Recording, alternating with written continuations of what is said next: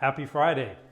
After what's been a pretty stormy 2 weeks or so, not just weather-wise, but rate-wise, it's nice to see that the sun is shining and we're actually today going to end on a very even note, not even necessarily good. Rates aren't getting better today, but they didn't get any worse. And so at this point, that almost feels like a win. If we look back at this past week, we just saw rates kind of moving a little bit higher in the first couple of days of the week.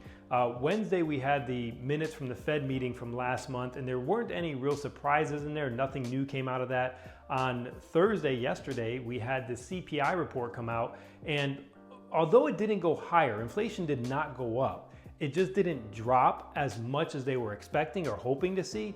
And so there was kind of some mixed information in there, but it didn't really help us or hurt us. Yesterday kind of ended up being a fairly mild day at the end of it. And then today, the PPI came out, and in that report, we actually did see some of the data numbers drop a little bit, which was helpful. It's not a huge report in the big picture, but it was a positive.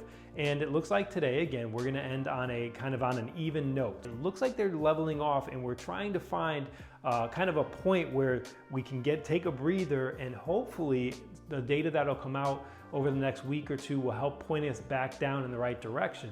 Now, there's not a lot of data to drive things next week. Of course, that doesn't mean that we won't see any volatility until Thursday. And Thursday is when retail sales numbers will come out. So again, eyes are still primarily focused on jobs or on employment, but inflation is in the background. So anything that can give us some additional space there will be helpful.